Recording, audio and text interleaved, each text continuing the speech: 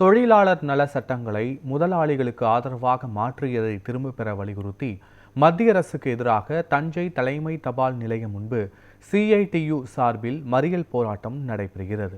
இது தொடர்பான முழுமையான விவரங்களோடு எமது செய்தியாளர் சரவணகுமார் இணைப்பில் இருக்கிறார். சரவணகுமார், முழு கள நிலவரங்கள் என்ன? பத்மநாபன், மத்திய அரசு 44 தொழிலாளர்கள் நல சட்டங்களை முதலாளிகளுக்கு ஆதரவாக 4 சட்ட தொகுப்புகளாக சுருக்கி கடந்த 21/11/2025 அறிவிக்கப்பட்ட லேபர் கோடு திருத்தத்தை உடனே வாபஸ் பெற வலியுறுத்தி CITU சார்பில் தஞ்சை தலைமை தபால் அலுவலகம் முன்பாகவும் இதேபோல் கும்பகோணம் தலைமை அலுவலகம் முன்பாகவும் தற்போது மறியல் போராட்டமானது நடைபெற்று வருகிறது. இந்த சட்டத்தின் மூலம் தொழிலாளர்களின் எண்ணிக்கையில் 90% சட்ட பாதுகாப்பற்றவர்களாகி வருவார்கள். 50 கோடி முறைசாரா தொழிலாளர்களுக்கு மாநில அரசு வழங்கும் சமூக பாதுகாப்பை தட்டி பறிப்பது, நல வாரியங்களை முடமாக்கி பல்லாயிரம் கோடி நிதியினை ஒன்றிய அரசின் திட்டத்திற்கு மறைமாற்றம் செய்யப்பட உள்ளது.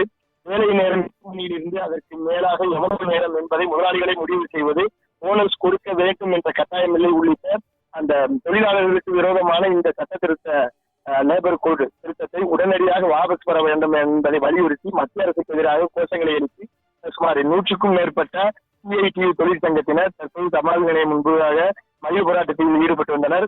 இதனைத் தொடர்ந்து காவல்துறையினர் அவர்களையும் சமாதான பேச்சுவார்த்தையில் ஈடுபட்டனர். இந்த நிலையில் மறியல் போரை கைவிட மறுத்த நிலையில் CITU சங்கத்தினர் 100க்கும் மேற்பட்டவரை தற்போது தனியார் திருமண மண்டபத்தில் தங்க வைத்துள்ளனர். பத்மநாபன், முழுமையான விவரங்களுக்கு நன்றி சரவணன்.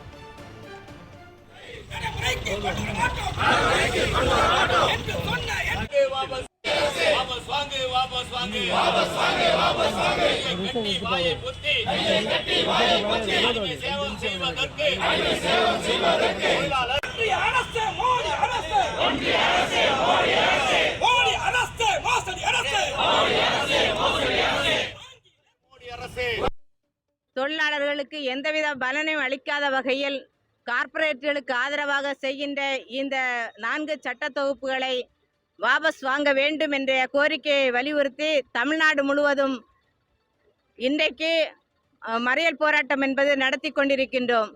குறிப்பாக பொதுத்துறை நிறுவனங்கள் அத்துணையையும் தனியாருக்கு தாரை வார்ப்பதாகவும் அம்பானிக்கு ரிலையன்ஸ் கம்பெனிகளுக்கு தாரை வார்ப்பதாகவும் காணப்படுகிறது. இந்த சட்டத்தை வாபஸ் பெற வேண்டும் என்ற கோரிக்கையை தான் நாங்கள் முன்வைக்கிறோம். இந்த கோரிக்கையை நிறைவேற்றும் வரை நாங்கள் தொடர்ந்து எங்களுடைய போராட்டங்களை முன்னெடுப்போம் என்று தெரிவித்துக் கொள்கிறோம்.